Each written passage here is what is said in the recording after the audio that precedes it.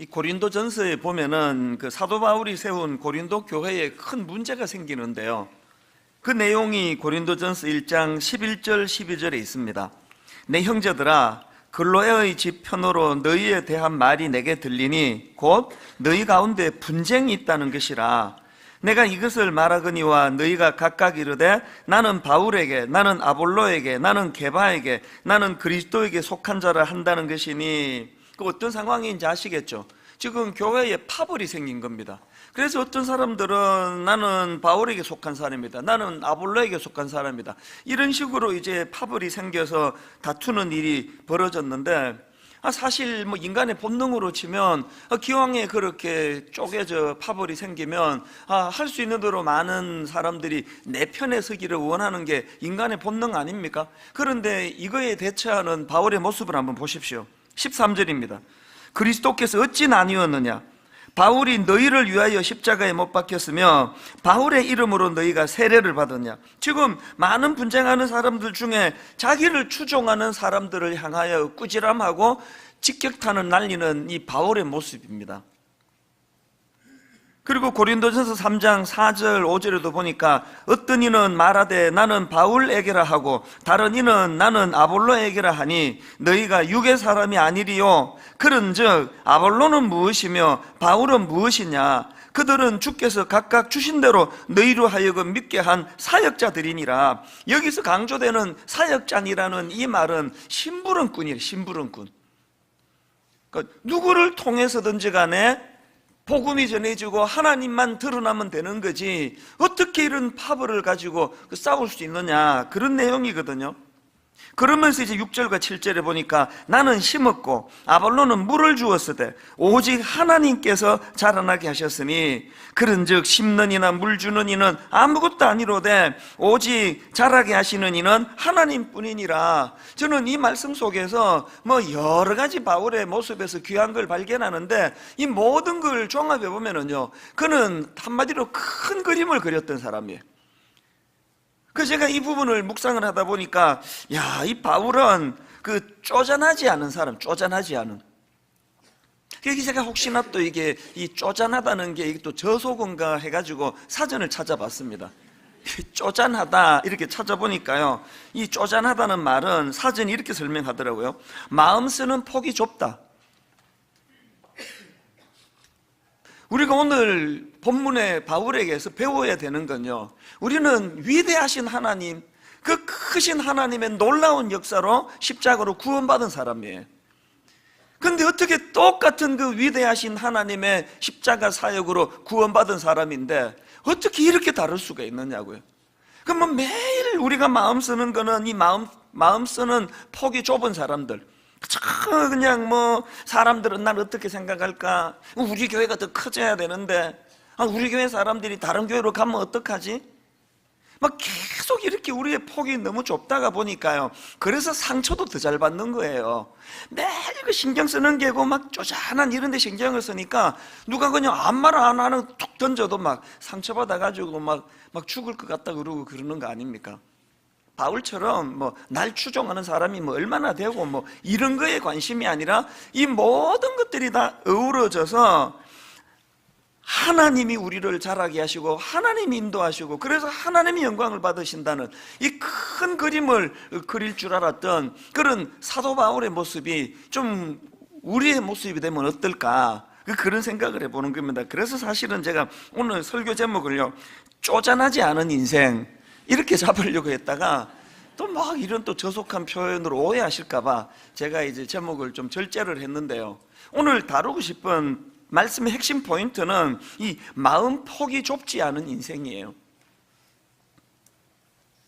사도 바울이 이렇게 큰 그림을 가지고 넓은 것들을 바라보고 살아가니까 지금 성도들 사이에 편이 갈라져 가지고 누구는 내 편이다, 누구는 뭐 저 사람 편이다 이런 것 갖고 다투고 있을 때 그런 고린도 교회 성도들을 향하여 사도 바울이 뭐라고 말씀하십니까? 연이어 나오는 9절 한번 보십시오.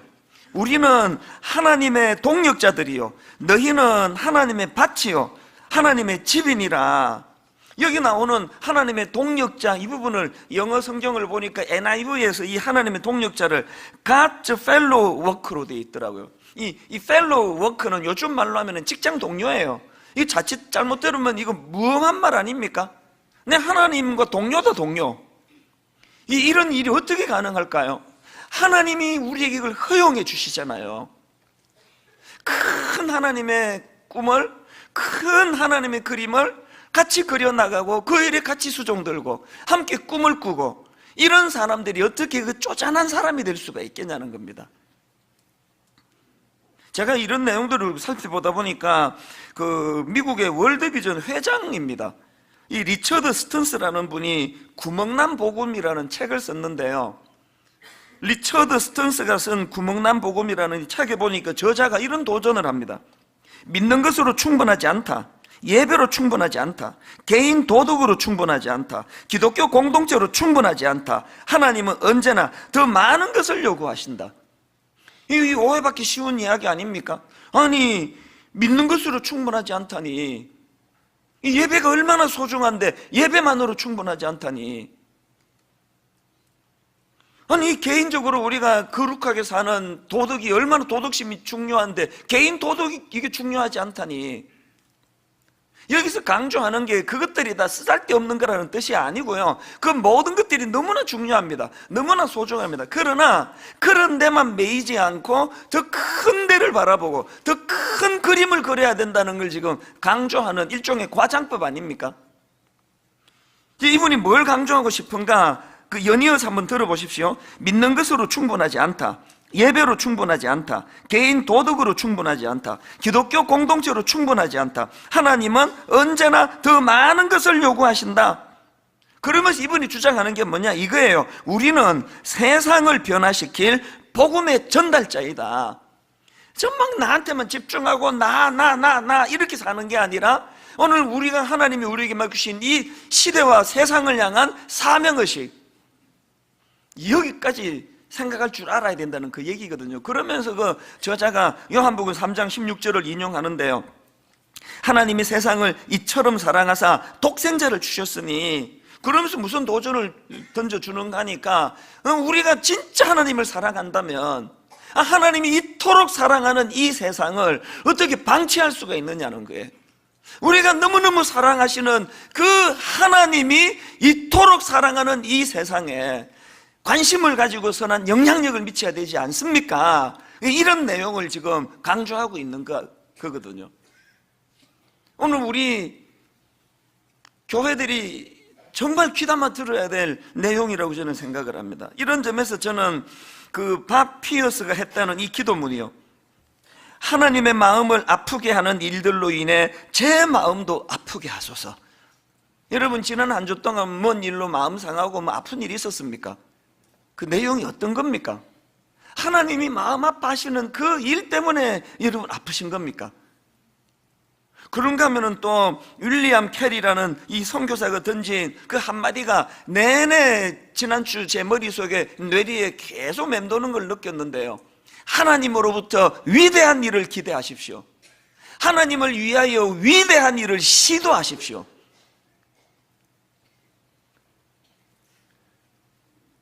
그 지난주 내내 왜 이 윌리엄 캐리의 이 외침이 제 마음을 뜨겁게 했는가 하면은요, 예전에도 한번 말씀을 드렸지만 저는 원래 미국 이민 갔기 때문에 이민 가서 막 돈을 막 엄청 많이 벌어가지고 이제 40살이 되면은 한국에 와서 고아원도 하나 차리고 양로원도 하나 차리고 그런 꿈을 갖고 있었거든요. 그리고 20대 후반에 그냥 고맙게도 우리 형제들이 다 이제 그 도와주셔가지고 집을 담보로 해서 막 이제 은행 융자를 내서 빌려주시고, 그래서 이제 그렇게 무리하게 제가 비즈니스를 시작을 했는데 하나님께서 전혀 다른 위대한 일을 저에게 도전을 주신 거 아닙니까? 네 지금 뭐하고 있냐고, 한국으로 가서 청소년들을 도와라고, 청소년을 섬겨야 된다고. 저는요 그 말씀을 받고 순종할 때만 해도 이게 이렇게 위대한 일인지 몰랐습니다. 저는 그냥 소박한 마음으로 한국으로 돌아가서 제가 이제 우리 중고등부 다닐 때 한 중등부 한 50여 명, 고등부 한 50여 명 그런 교회에서 자랐기 때문에 저는 그냥 한국으로 돌아가서 한 50여 명 모이는 그런 작은 교회에 고등부를 제가 맡아가지고 전도사가 돼서, 근데 그 아이들에게 큰 바위 얼굴이 되리라, 뭐 얼굴도 크고 이러니까 그 아이들에게 뭔가 좀 이렇게 의미 있는 그런 어른이 되고 싶다, 그런 소박한 마음으로 한국으로 제가 돌아간 거 아닙니까? 하던 비즈니스 다 정리하고. 그때만 해도요, 이게 이렇게 위대한 일인지 몰랐습니다. 그랬는데 제가 한국으로 돌아와가지고 막 하나님의 그 위대하신 이 위대한 일과 시도에 막 급물살을 타는데 이게 막 정신이 없는 거예요. 이게 뭔 일인지를 모르겠던 내 30대를 그렇게 보냈습니다. 막 수많은 청소년들에게 영향력을 미치면서 이게 머리둥절한 거예요. 그 하나님께서 저를 통해서 무슨 일을 하고 계시는 거지? 그리고 분당 우리 교회를 개척을 했는데요, 분당 우리 교회를 개척할 때만 해도 막 이런 위대한 일이 펼쳐질지 몰랐습니다. 그래서 제가 하나님께 무슨 약속을 드렸냐면은, 하나님, 저는 지난 10년 동안 막 중고등부 사역이 너무 행복해서, 너무 황홀해서, 이제 내가 어른 목회 내가 해보지도 않은 제가 교회를 이제 개척을 시작하는데, 이 모든 이후에 일어나는 일들은 제가 하나님께 덤으로 이제 선물로 드리는 겁니다. 내가 더 이상 누리고 원하는 거 하나도 없습니다. 그런 소박한 마음으로 교회를 개척했거든요. 근데 이후로 분당 우리 교회에서 펼쳐지는 일들을 보면 하나님이 저를 통해 막 위대한 일을 계획하고 계셨던 거 아닙니까? 거기에 그냥 순종해 드린 것밖에 없거든요.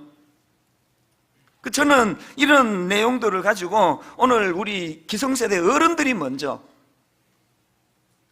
참 우리나라 부모들은 정말 이상합니다. 맨날 애들 보고 네 나이 때는 꿈을 꿔야 된다고, 꿈 없이는 안 된다고 그런 이야기를 하는데, 그럼 자기는 꿈 꾸면 안 되는 겁니까?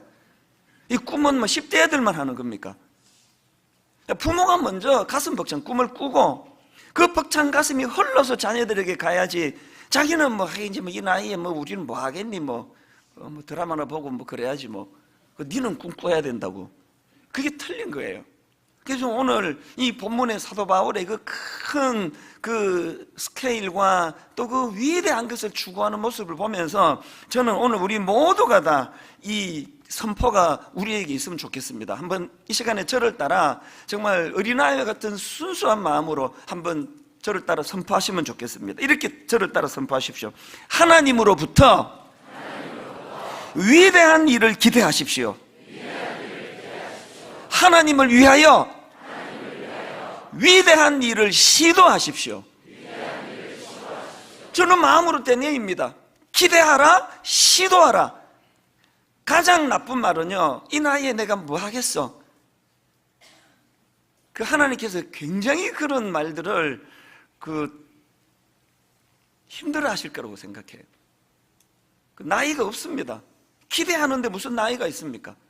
할 수 있는 그 자리에서 내가 시도하는 일이 있어야 되는 거 아닙니까? 그래서 저는 요즘에요, 저도 이제 자꾸 나이가 들어가니까요, 야, 요즘은 제가 이게 이 뇌세포가 하루에 100만 개씩 죽는 게 느껴져요. 계속 막 죽는 게 느껴집니다. 안 하던 일을 많이 해요. 뭐 그냥 한 번에 제가 교회 사무실로 가는 일이 별로 없습니다. 다 내려가고 보면 차 키를 안 가져왔어요. 그때 키 가지러 또 가가지고 이제 시간도 없는데 키 가지고 핸드폰을 놓고 또 와요. 40대 중반 후반까지만 해도요, 이 본문을 딱 보면은 막 스파크가 팍팍팍 튀어가지고 막 이 뼈대가 확 나왔는데요, 요새는 배터리가 다 됐는지 스파크가 안 일어나요. 이 막 설교 하나 준비하려고 그러면 예전에 한 2배 이상은 더 시간을 쓰고 정성을 써야 됩니다. 그리고 또 막 뭐 음식 먹는데 요새는 막 계속 또 흘려요. 나 참 우리 집 사람한테 맨날 꾸지람 듣습니다. 당신은 왜 맨날 이 넥타이에 뭘 자꾸 음식을 흘리느냐고. 이 하루에 내가 100만 개씩 죽는 게 확실해요. 그리고 막 피부도 요새는 막 자꾸 뭐 이상한 게 나고 뭐 쭈글쭈글해지고 이러니까, 이제 뭐 이렇게 이제 그 성경이 말하는 대로 그 육신은 이렇게 후패해져 가는가 보다. 그러나 여러분, 이게 저를 서글프게 만들지 않으려고 얼마나 노력하는지 아십니까? 우리 아들을 보면은 막 머리 팍팍 돌아가고요. 막 암기도 얼마나 잘하는지 막 여러 번 내가 걔한테 진짜 못 오신 거예요? 야, 안 헤어지세요? 막 이렇게 얘기하면 참 팍팍 기가 죽는 거죠. 그러나 여러분, 내가 아무리 노력을 해도요, 뭐 핸드폰 막 이렇게 조작하고 이런 거 보면은요, 난 죽어도 걔 못 따라가요. 나 걔 너무 부러워요. 그러나 여러분, 제가 우리 아들에게요, 내가 양보하고 다 양보하지만 절대로 양보하지 않는 거, 꿈꾸는 것만큼은 내가 그 아이에게 뒤주고 싶지 않습니다. 난 우리 5 식구 가운데 내가 가장 꿈 많이 꾸는 그런 사람이 되기를 원합니다. 여러분 가슴 벅찬 꿈 때문에 잠을 이루어보지 못한 게 언제적 일입니까? 지난주였습니까? 여러분 막 너무너무 내가 꾸는 꿈이 가슴이 벅차가지고 자다가 잠이 벌떡벌떡 깨진 게 이게 언제적 일이냐고요. 감히 말씀을 드리자면 저는 지금 이 나이에도요, 너무너무 가슴 벅찬 꿈 때문에 잠을 이루지 못하는 게 한 달에 2-3번이나 됩니다. 가슴이 너무 벅차 자다가 깨는 적이 한 달에 또 한 2-3번 된다고 저는 생각하거든요. 비록 제가 이제 육신적으로는 우리 아들, 딸 절대로 내가 따라갈 수 없다 할지라도 내가 초라해지지 않는 유일한 대안이 있다면 내가 그 아이들보다 더 큰 꿈을 꾸는 거예요. 그렇기 때문에 저는 하나님으로부터 위대한 일을 기대하십시오. 하나님을 위하여 위대한 일을 시도하십시오. 오늘 예배 가운데 성령님이 저와 여러분에게 은혜를 주심으로 말미암아 큰 그림을 그리고 큰 꿈을 꾸고 달려갔던 사도 바울의 그 모습이 오늘 우리의 모습이 되기를 기도하는 그런 저와 여러분 되시기 바랍니다. 이런 의미에서 우리가 사도 바울의 모습을 2가지로 정리하고 배워야 되는데요, 첫째로 여러분, 사도 바울은 하나님의 위대한 일을 시도했던 인물이에요. 우선 얼마나 그가 그 큰 그림을 그리는 스케일이 큰 사람이었는가는요, 오늘 본문에 여러 군데서 볼 수가 있습니다. 자, 우선 17절 18절을 보십시오. 그러므로 내가 그리스도 예수 안에서 하나님의 일에 대하여 자랑하는 것이 있거니와 그리스도께서 이방인들을 순종하게 하기 위하여 나를 통하여 역사하신 것 외에는 내가 감히 말하지 아니하노라. 여기서 느껴지는 바울의 스케일이 뭐예요? 여러분, 쪼잔한 사람들은요, 막 쪼잔한 자랑을 얼마나 많이 하는지 몰라요. 뭐 그게 우리 아닙니까? 그게 여러분이고 그게 저 아닙니까? 상대방이요, 교양이 있어가지고 그냥 점잖게 들어주는 거죠. 그 못 들어줄 얘기 많습니다. 그 쪼잔한 것 가지고 막 어쩌고 저쩌고 자랑하고 있으면 여러분이 얼마나 쪼잔한 생각을 하는지를 상대방에게 노출되는 거예요. 뭐 이번에 우리 애가 뭐 대학 가가지고 어쩌고 저쩌고 막 계속 자랑하면요, 그 얘기를 듣는 그 사람이 교양이 있는 거예요. 속으로는 아이고 뭐 네 아들만큼 그렇게 안 하는 사람이 중에 누가 있냐, 말 안 할 뿐이지. 그 쪼잔한 사람의 특징은 쪼잔한 자랑이 많아요. 막 계속 뭐 그냥 뭐 막 사람 좀 모이기 시작할 때 저도 막 쪼잔한 자랑을 얼마나 많이 했는지 몰라요. 개척 초기에 막 숫자를 자랑하고 싶어 못 견디겠더라고. 막 10,000명이 막 넘어가던 때 미국 가서 그 장면이 지금도 기억나요. 막 어떻게 해서든 이걸 내가, 사람들이 날 촌놈처럼 보니까 내가 지금 10,000명이 모이는 교회 목사라는 걸 말하고 싶은데, 이제 그때는 알려지기 전이라 가지고 뭐 그냥 뭐 그러길래 계속 막 만자를 아십니까? 이 만은 어떻게 내가 이거 설명하고 싶어가지고, 이 만 그게 지금 생각하면 그게 너무 쪼잔한 태도 아닙니까? 하나님은요, 이렇게 쪼잔한 인간을 통해서도 일하시는 게 감사할 뿐이에요. 사도 바울이 뭐라 그럽니까? 나를 통하여 역사하신 것 외에는 내가 그런 거 말하지 않겠다는 거예요.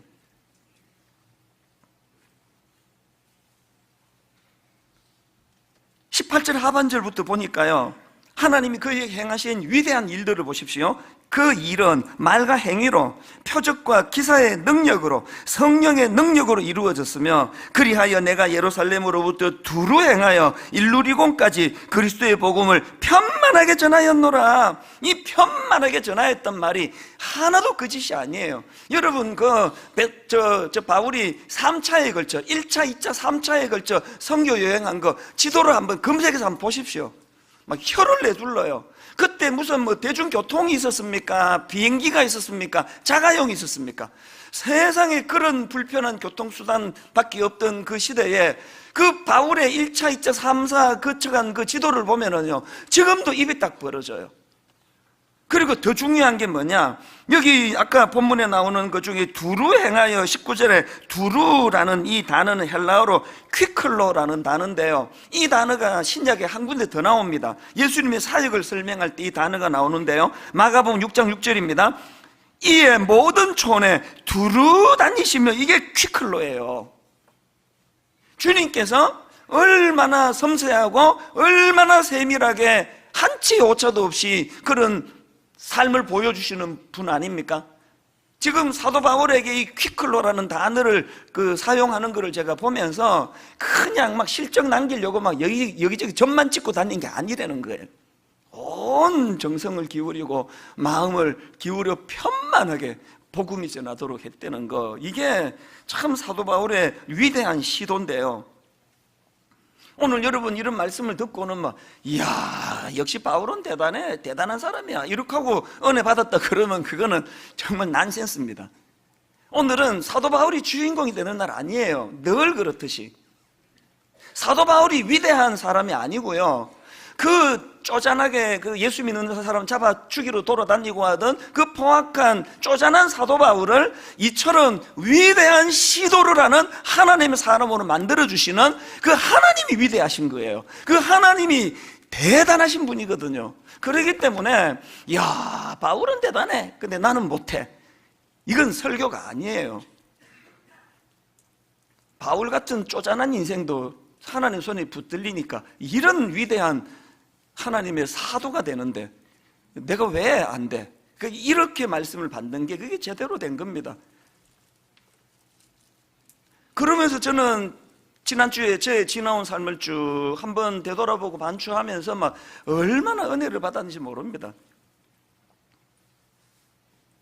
옥하는 목사님이 저를 부르셔가지고 2001년 10월 말, 너 내년에 개척해라라고 그렇게 저한테 명하실 때 저는 어른 목회를 해본 적이 없던 상태 아닙니까? 하나님은 왜 옥하는 목사님을 통해서 그 당시로요, 함께 사역하던 우리 부교역자 동료들 중에 대단한 동료들이 한둘이가 아니었습니다. 막 명문대 나오고 그리고 황금의 입이라는 별명을 가지고 있는 목사님도 있었고요, 설교의 달인이고 목회 정말 잘하는 우리 동료 선배들이 즐비했습니다. 근데 하나님은 왜 그런 분을 쓰시지 않고 어른 목회도 해본 적이 없는 저를 왜 쓰시게 했냐고요. 그래가지고 그냥 얼떨결에 하나님께 뽑혀가지고 옥 목사님을 통해가지고 고생을 진짜 많이 했습니다. 어른 목회를 해본 적이 없으니까요, 이게 등록 신방 가가지고는 뭐 해야 되는지도 모르겠고, 교구를 나누어야 되는데 어떻게 나누어야 되는지 모르겠고, 새해가 밝았는데 모든 교회가 2019년도에 구호, 목표 이런 게 다 그 수첩에 다 난드는데 나 그런 거 해본 적이 없어가지고, 그때 담당하던 우리 젊은 목사님이 저보고, 목사님 교회 수첩에 오늘의 목표, 올해의 목표를 뭐로 해야 됩니까? 그래서 제가 이렇게 말했습니다. 그런 거 없다 그래. 알아야 목표를 세우고 하죠. 지금 아무것도 모르는데. 하나님은 왜 이런 어눌하게, 지금 이제 한 17년 지나놓고 보니까, 결과적으로 보니까 하나님이 이 분당 우리 교회를 점지하시고 이 교회를 통하여 엄청난 일을 계획하셨던 게 지금은 판명이 났잖아요. 그러면 왜 저 같은 어눌한 사람을 쓰시느냐고요. 왜 그랬을까요? 답이 간단하게 나오더라고요. 제가 엄청난 능력을 가지고 있고 내가 황금의 입 그러고 뭘 해도 잘할 사람이면은요, 사람들이 헷갈릴 거 아닙니까? 저게 이찬수 목사의 능력이야, 하나님의 능력이야? 저게 이찬수 목사의 위대함이야, 하나님의 위대함이야? 여러분은 저 보시면서 갈등 하나도 없잖아요. 하나님으로 다 판명이 나는 거 아닙니까? 누가 지금 헷갈립니까?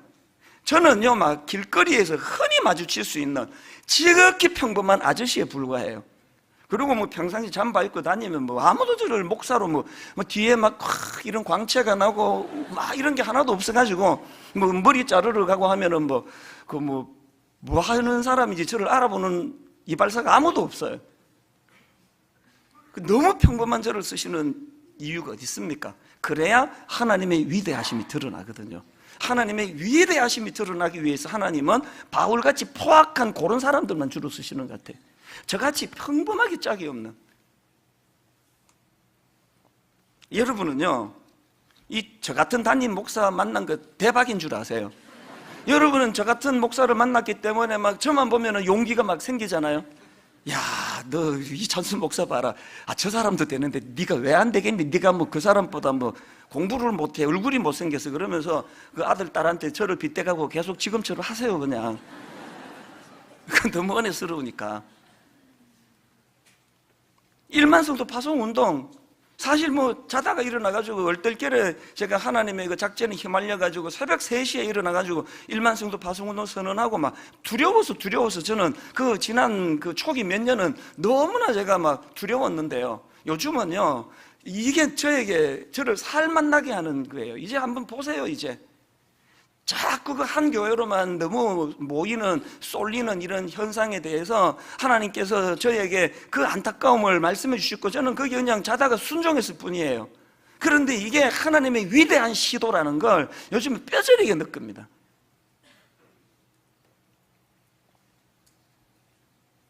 그런가 하면은 하나님은 사람만 그렇게 평범한 사람을 통해 위대한 일을 하는 게 아니라 도구도 너무 평범해요.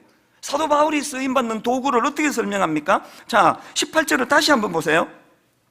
그리스도께서 이방인들을 순종하게 하기 위하여 나를 통하여 역사하신 것 외에는 내가 감히 말하지 아니하노라. 그 일은 어떤 도구입니까? 2가지 도구예요. 말과 행위라는 거예요. 하나님은요, 막 다른 사람에게 없는 막 놀라운 어떤 그 특별한 도구를 가지고 일하는 분이 아니에요. 누가 말을 못합니까? 사도 바울이 엄청난 위대한 시도에 쓰임받은 도구가 첫째가 말이에요. 여러분, 이 점에 내가 심각하게 여러분에게 도전드리고 싶은데요, 여러분은 지금 여러분의 언어가 하나님의 위대한 도구로 쓰임받고 있습니까? 여러분의 언어가 위대한 도구로 쓰임받는 것보다는 그 쪼잔한 누구 뒤에서 뒷담 하나 하고 막 흉이나 보고 막 흠이나 잡고 이렇게 지금 잘못 쓰이고 있는 거 아닙니까? 여러분의 언어가 변화가 되면 이게 여러분의 위대한 도구가 될 줄로 믿으시기를 바랍니다. 여러분의 언어가, 말이 얼마나 위대한 도구가 될 수 있는지 한번 보시겠습니까? 로마서 10장 14절. 그런즉 그들이 믿지 아니하는 일을 어찌 부르리요? 듣지도 못한 일을 어찌 믿으리요? 전파하는 이가 없이 어찌 들으리요? 또 17절. 그러므로 믿음은 들음에서 나며, 여러분의 언어가 생명을 살리고 죽어가는 영혼을 살리는 데 쓰임받는 도구가 될 수 있다는 거, 이거 여러분 아십니까? 이거 지금 우리 교회에 그 전도 폭발 팀들, 그분들의 그 언어를 통해서 얼마나 많은 영혼이 구원받고 있는지 아십니까? 우리 교회 1:1 그 양육 팀들을 통해서 얼마나 낙심하고 우울하고 참 복음이 뭔지 모르는 것 때문에 좌절하는 사람들의 영혼이 살아나고 있는지 아십니까?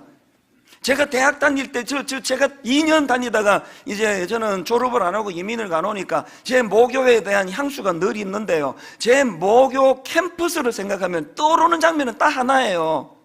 잔디밭 곳곳에서 그 쪽복음, 사형리 이런 걸 가지고 CCC가, 그 외에 여러 선교단체가, SFC가 그 쪽복음을 들고 그 예수를 증거하던 그 장면, 그 모습이 수십 년이 지난 지금까지 제 머리에, 대학교 캠퍼스 하면은 저는 그게 머리에 각인이 돼 있는 거예요. 그 언어가 이런 위대한 일에 쓰임을 받는 거 아닙니까? 그런가 하면 2번째 도구가 뭐예요? 2번째 도구가, 하나님의 위대하게 쓰임받는 도구가 말과 행위의 조화예요. 그 일은 말과 행위로 됐다는 겁니다. 여러분, 우리가 내뱉는 이 말과 또 우리 삶이 일치가 될 때 거기에 폭발적인 위대한 역사가 일어난다는 겁니다. 자, 예수님이 본을 보여주시는 게 뭐냐? 사도행전 1장 1절에서 예수님의 가르치심을 어떻게 묘사하는지 한번 자세히 한번 보십시오. 데오빌로여, 내가 먼저 쓴 글에는 무릇 예수께서 행하시며 가르치시기를 시작하심부터. 예수님의 가르치심의 특징은요, 행하심이 먼저예요. 행하심과 가르치심이에요. 그래서 마태복음 5장 19절에도 보니까, 그러므로 누구든지 이 계명 중에 지극히 작은 것 하나라도 버리고 또 그같이 사람을 가르치는 자는 천국에서 지극히 작다 일컬음을 받을 것이요, 누구든지 이를 행하며 가르치는 자는 천국에서 크다 일컬음을 받으리라. 큰 교회 목사 돼가지고 막 많은 사람 앞에서 설교한다고 위대한 사람이 되는 게 아니에요.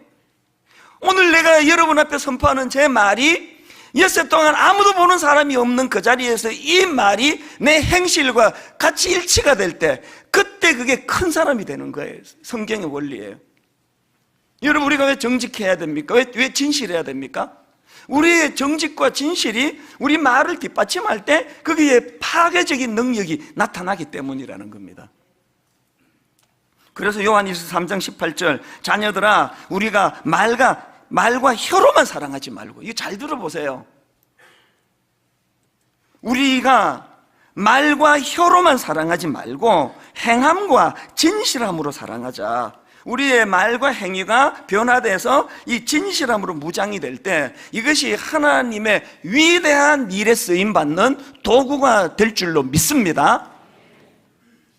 이런 점에서 저는요, 이번 우리 고난주간에 분당 우리 교회 전 성도가 더불어서 이제 한 가지 놀라운 시도를 하려고 하는데, 여러분께 나누어 드린 이 고난주간 백감사, 여기에 십자가 사랑 앞에 감사로 반응하는 고난주간, 여기에 보니까 이 100가지 감사를 쓸 수 있는 노트를 만들었습니다. 이거 해보시는 분 알지만요, 하루에 5개씩 쓰는 거 절대 쉽지 않습니다. 그런데 이번 한 주간 그리스도의 십자가의 능력을 의지하고 한번 이 100가지 감사, 한 분에게 100가지를, 한 대상을 향해 100가지 써도 괜찮아요. 부모님을 대상으로 써도 괜찮고요, 아니면 어쩌다가 나하고 관계가 깨져버린 어떤 사람을 향해서 100가지를 써도 되고요, 내 인생에 전체적으로 펼쳐서 써도 되고요. 저는 100감사 쓰다가 이 난이 모자라가지고 막 사무실로 이거 하나 더 구할 수 없느냐고 막 전화가 쇄도하는 그 모습을 상상합니다. 기억하십시오. 위대한 일은 이런 작은 시도에서부터 시작이 된다는 것. 그래서 우리같이 평범한 인생도 위대하신 하나님을 인정해드리고 위대하신 하나님의 시도에 순종해드릴 때 위대한 일을 행하는 하나님의 놀라운 자녀들이 될 줄로 믿습니다. 그런가 하면 두 번째로 우리가 사도 바울에게서 배워야 되는 게 뭐냐, 그는요, 하나님의 위대한 일을 시도했던 인물이었을 뿐만 아니라 하나님의 위대한 능력을 경험했던 인물이에요. 18절과 19절을 보십시오. 그리스도께서 이방인들을 순종하게 하기 위하여 나를 통하여 역사하신 것 외에는 내가 감히 말하지 아니하노라. 그래서 자기가 한 게 말과 행위예요. 말과 행위의 일치예요. 그 일은 말과 행위로, 근데 그게 다가 아닙니다. 그 다음 19절을 보세요. 표적과 기사의 능력으로, 성령의 능력으로 이루어졌으며. 오늘 여러분 중에 그 성령의 능력이 뭐지? 난 모태신앙인데 그 성령의 능력을 한 번도 경험해 본 적이 없네, 그런 분 계시잖아요. 그 왜 경험을 못 하신지 아세요? 성령의 능력을 경험해야 될 만한 위대한 일을 시도해 본 적이 없어서 그래. 그 맨날 입술 가지고 누구 욕이나 하고 뒷담화나 하고 짜잘한 그 자랑이나 하고 그렇게 사는데 성령의 능력이 어디 쓰입니까? 어디에 필요하겠냐고요. 여러분, 성령의 위대한 능력을 경험하고 싶습니까? 성령의 위대한 능력이 필요한 위대한 일을 꿈꾸고 계획하시기를 바랍니다. 위대한 일을 행하는 그곳에 성령의 위대한 역사와 능력이 나타날 줄로 믿습니다. 그래서 데살로니가전서 1장 5절에 보니까 이는 우리 복음이 말로만 너희에게 이른 것이 아니라 오직 능력과 성령과 큰 확신으로 된 것이니, 고린도전서 2장 4절, 내 말과 내 전도함이 설득력 있는 지혜의 말로 하지 아니하고 다만 성령의 나타나심과 능력으로 하여. 성령의 나타나심과 능력이 왜 없다고요? 여러분, 내 말과 내 전도함, 내 설득력을 가지고 한 영혼을 향한 가슴 벅찬 복음 전하는 일을 한 번도 해본 적이 없으니까 당연히 나타나지 않죠. 그렇기 때문에 우리도요, 그 초대교회의 위대한 종들처럼 우리 기도 제목이 바뀌어져야 됩니다. 자, 사도행전 4장 29절에 그들의 기도를 보십시오. 주여, 이제도 그들의 위협함을 굽어보시옵고 또 종들로 하여금 담대히 하나님의 말씀을 전하게 하여 주시오며 손을 내밀어 병을 낫게 하시옵고 표적과 기사가 거룩한 종 예수의 이름으로 이루어지게 하옵소서. 꿈을 가지고 위대한 시도를 놓고 기도했더니 바로 그 다음 31절에 보세요. 빌기를 다음에 뭘 빌었습니까? 이런 위대한 시도를 하나님 꿈꿉니다. 그렇게 빌었더니 빌기를 다하며 모인 곳이 진동하더니 무리가 다 성령이 충만하여 담대히 하나님의 말씀을 전하니라. 여러분, 초대교회 지도자들이 이런 자잘한 거에 신경 쓰지 않고 내 교회 키우기 위해 막 내가 능력 있는 사람이라고 이런 자잘한 자랑거리로 삼지 않고 큰 하나님의 큰 일, 하나님의 위대한 시도를 꿈꿨더니 거기에 강력한 성령의 역사, 능력이 나타나더라는 겁니다. 출애굽기 33장에 그 모세도 마찬가지 아닙니까? 33장 3절 연초에 제가 인용해드렸던 구절인데 한번 떠올려 보십시오. 너희를 하나님이 그들의 범죄함을 이런 말씀으로 징계하십니다. 너희를 젖과 꿀이 흐르는 땅에 이르게 하려니와 나는 너희와 함께 올라가지 아니하리니 너희는 목이 곧은 백성인즉 내가 길에서 너희를 진멸할까 염려함이니라. 모세의 위대함이 뭐예요? 뭐 하나님이 함께 하든 말든 뭐 그건 당신 사정이고 우리는 목표로 한 위대한 목표 가나안에 도달만 하면 되는 거 아니냐, 이런 태도를 가지지 않고요, 그런 하나님의 무서운 말씀에 대해 모세가 어떻게 반응합니까? 바로 그다음 15절 한번 보세요. 모세가 여호와께 아뢰되 주께서 친히 가지 아니하시려거든 우리를 이곳에서 올려 보내지 마옵소서. 위대한 일은 위대하신 하나님과 함께하지 않으면 안 된다는 이 사실을 모세가 철저하게 알았기 때문에 하나님 없는 위대한 일은 없는 거예요. 하나님 안 계시는 위대한 시도는 모두가 다 헛된 일이에요. 여러분, 우리 삶 속에서 이제 이 위대한 일을 꿈을 꾸고 나이는 들어가고 먹다가 뭐 자꾸 뭐 음식 흘리고 기억력은 자꾸 깜빡깜빡하고 그럼 내가 하루에 막 100만 개씩 죽어가는 것 같은 이런 연약해져가는 육신을 본다 할지라도 절대로 그것이 우리를 초라하게 할 수 없는 강력한 무기가 있다면 우리 영혼은 더 주님을 의지하고 우리 영혼은 주님을 더 갈망하고 내 영혼은 주님의 위대하신 그 모습을 우리가 인정해 드리면서 주님의 위대한 선포를, 위대한 시도를 발맞추어 드리는 거예요. 이번 여름에 해외 단기 선교 12개국에 16개 팀이 나갈 예정이거든요.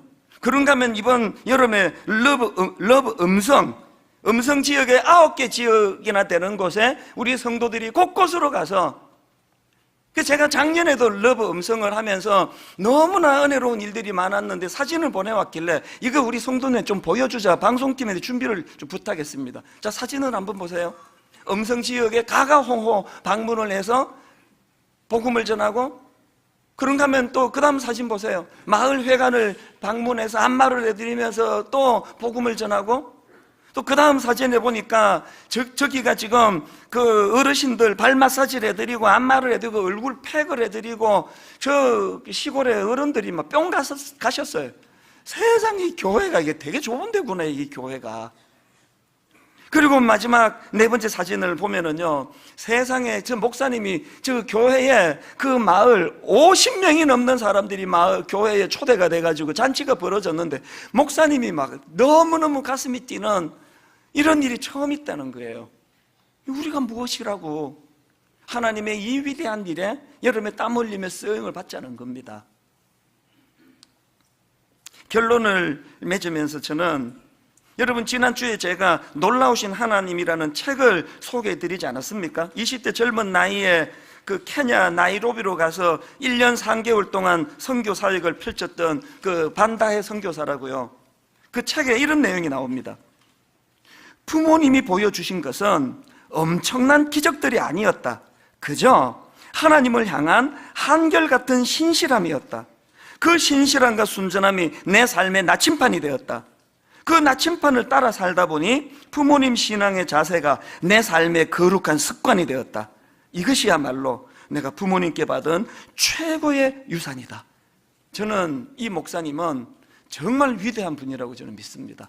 자녀에게 엄청난 일을 해서가 아니라 그저 신실하게 한 걸음 한 걸음 발맞추어가 내가 뭐 하나님께 뭔 큰 일을 한 게 있냐고 이분은 겸손하게 이렇게 말씀하실 거예요. 그러나 여러분, 그 자녀가 이런 꿈을 갖고 나아가는 위대한 자녀가 되게 하는 이 일을 행한 분이 이 목사님 또 그 사모님 아닙니까? 결론을 이렇게 맺습니다. 요즘에 제가 가끔 인용해 드렸던 독일의 순교자 보네퍼 목사님 생각을 많이 합니다. 이 보네프 목사님이 사실은 히틀러의 그 나치 시대에 그 체포가 돼가지고 39살 나이에 교수형을 당하는데요, 안 죽을 수 있었습니다. 이분이 그 공부하러 간 걸로 기억하는데 미국으로 유학을 갔는지 공부를 하러 갔습니다. 그리고는 그게 2차 대전이 발발하기 직전이니까요, 모두가 다 말렸대요. 돌아가지 말라고, 독일 가면 위험하다고 다 말렸대요. 그런데 그것들을 다 뿌리치고 자발적으로 자기 조국 독일로 가가지고 39살에 교수형을 당한 거 아닙니까? 제가 이런 상상을 해보는 거예요. 무모하게 39살에 죽는 것보다는 미국에 남아가지고 막 신학교도 세우고 막 엄청난 일도 하고, 그게 더 가치 있는 일이 아닐까? 본헤프가요, 대한민국의 분당에 사는 이찬수 목사라는 이 한 사람에게도 영향을 미치면서 제가 타락하지 않고 제가 허튼 길로 가지 않도록 막는 하나님이 세워주신 여러 도구 중에 하나로 본헤프 목사님이 쓰임받는다는 거, 여러분 어떻게 생각하십니까? 가시적으로 막 어마어마한 업적을 남겨서 하나님 앞에 위대한 일을 시도하는 게 아니에요.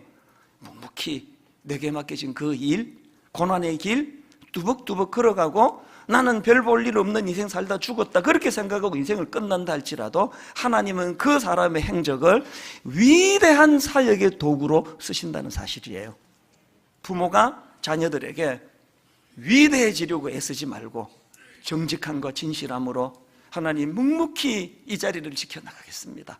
그래서 오늘은 본헤프의 이 찬양이요, 주 선한 능력으로 안으시네, 이분이 쓴 이 작사 가사 하나하나가 눈물이더라고요. 우리 가사를 생각하시면서 한번 같이 불러보시기 원합니다. 주 선한 능력으로, 주 선한 능력으로 안으시네, 그 크신 팔로 날 붙드시네, 그 크신 팔로 날 붙드시네. 절망 속에도 흔들리지 않고 절망 속에도 흔들리지 사랑하는 주 얼굴 구하리. 사랑하는 하나님의 위대하심을 이렇게 한번 선포합니다. 주 선한 능력으로 안으시네. 선한 능력으로 안으시네, 그 위대하신 하나님, 그 크신 팔로 날 붙드시네. 크신 팔로 날 붙드시네. 인생의 위기가 찾아와도 절망 속에도 흔들리지 않고 그 위대하신 하나님, 사랑하는 주 얼굴 구하리. 우리 다시 한번 이렇게 고백합니다. 주 선한 능력으로. 이 모습을 상상해 보세요. 그 크신 팔로 날 붙드시네. 위기가 찾아와도 절망 속에도 흔들리지 않고 그 위대하신 하나님, 사랑하는 주 얼굴 구하리. 이렇게 선포하십시오. 선한 능력으로 일어서리. 주만 의지하리 믿음으로. 우리 고대한에 주 오실 그날 영광의 새날을 맞이하리. 선한 능력으로 일어서리. 선한 능력으로 일어서리. 주만 의지하리 믿음으로. 우리 고대한에 주 오실 그 영광의 새날을 맞이하리. 여러분, 내일부터 고난주간입니다. 주님께서 이 위대한 십자가 사역을 이루시기 위하여 그 시작을 예루살렘에 입성하는 것으로, 예수님은 어떤 화려한 일로 일을 시작하지 않으시고 묵묵히 기록된 말씀, 이 말씀을 실천하는 그 발걸음으로 위대한 일이 시작이 됐다고 한다면, 하나님, 우리 생애에도 그저 내게 주어진 말과 또 말과 행위가 진실됨, 이런 작은 몸부림으로 하나님의 위대한 시도에 동참하는 인생이 되기를 원합니다. 여러분, 다시 말씀드립니다. 하나님으로부터 위대한 일을 기대하십시오. 하나님을 위하여 위대한 일을 시도하십시오. 하나님께서는 우리 같은 평범한 사람을 통해서도, 그 포악한 바울을 통해서도, 이찬수 목사와 같은 그저 길거리에서 흔히 마주칠 수 있는 한 아저씨 같은 이 사람을 통해서도 하나님은 일하기를 원하신다고. 우리 아들이, 우리 딸이 이 원리를 깨닫고, 아버지 하나님, 하나님으로부터 위대한 일을 기대하는 아들, 하나님을 위하여 위대한 일을 시도하는 딸, 이런 꿈을 꾸며 우리 한 번 더 이 찬양 부르기 원합니다. 사모하시면서 찬양하십니다. 주 선한 능력으로 안으시네. 주 선한 능력으로 안으시네. 그 크신 팔로 날 붙드시네. 크신 팔로 날 붙드시네. 절망 속에도 흔들리지 않고 절망 속에도 흔들리지 사랑하는 주 얼굴 구하리. 사랑하는 이 꿈을 가지고 2절 이렇게 시작합니다. 이전의 괴로움 날 애워싸고. 전의 괴로움 날 상처가 많아요. 고난의 길을 걷는다 해도 고난의 길을 걷는 하나님의 위대한 일을 시도하십시오. 주님께 모두 맡긴 우리 영혼, 모두 맡긴 우리 영 끝내 승리의 날을 맞으리. 내 승리의 날을 맞으리. 선한 능력으로 일어서리. 선한 능력으로 일어 주만 의지하리. 믿음으로 믿음으로 우리 고대한에 주 오실 그날, 고대한의 주 영광의 새 날을 맞이하리. 영광의 새 우리 다 자리에서 일어나셔서 주님이 마신 고난에 쓴 잔은 주님이 마신 고난의 쓴 잔을 우리도 감사하며 받으리. 우리도 감사하며 받으리. 주님의 남은 고난 채워가며 주님의 남은 고난 채워가 예수와 복음 위에 살리라. 주와 복음 위에 여러분, 결단하며 선포하시기 원합니다. 선한 능력으로 일어서리. 역으로 일어서리. 주만 의지하리. 믿음으로 하리. 믿음. 우리 고대하네, 우리 고대하네. 주 오실 그날 영광의 새 날을 맞이하리. 우리 마지막으로 전심을 다하여 선포하기 원합니다. 선한 능력으로 일어서리. 주저앉지 않습니다. 주만 의지하리. 믿음으로 우리 고대한에 주 오실 그날, 한해 주 오실 그 영광의 새 날을 맞이하리. 우리 같이 기도할 때 하나님으로부터 위대한 일을 기대하십시오. 하나님을 위하여 위대한 일을 시도하십시오. 나 같은 게 뭐가? 이건 악한 말입니다. 이 나이에 무슨 악한 말입니다. 하나님 호흡이 닿는 그날까지 하나님의 위대한 일을 시도하고 하나님의 위대한 일을 기대하는 인생이 되기 원합니다. 우리 통성으로 같이 기도하시겠습니다. 살아계신 하나님 아버지, 오늘 주신 이 말씀을 가지고 다시 한번 일어납니다. 주목에 힘을 줍니다. 선한 능력을 아버지 하나님 의지합니다. 사모합니다. 하나님 아버지, 하나님으로부터 위대한 일을 기대하기 원합니다. 하나님을 위하여 위대한 일을 시도하기 원합니다. 기대하라, 시도하라. 기대하라, 시도하라. 하나님의 그 위대하심을 내 입술로 찬양하며 하나님이 나를 통하여 위대한 일을 계획하신다 할 때에 비록 나는 그런 일을 행할 인물이 아니라 할지라도 하나님 겸손히 순종으로 주님 앞으로 나아가 나는 하나님의 동력자라고 고백할 수 있도록 인도하여 주시옵소서.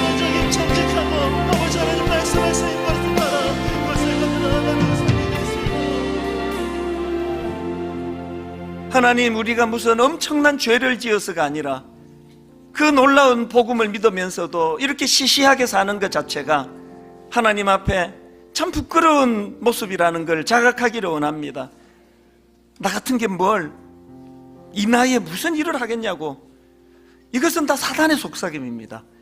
사도 바울이 위대한 것이 아니라 그 포악한 인간도 위대한 사도로 바꾸어주시는 하나님이 위대하신다고 한다면, 그 위대하신 하나님이 평범한 우리들도 위대한 시도를 꿈꾸고 위대한 하나님의 은혜를 믿음으로 받는 능력이 나타날 줄로 믿습니다. 교회적으로, 가정적으로, 우리 개인적으로 하나님 이 꿈을 회복하는 귀한 예배가 되게 하여 주시옵소서.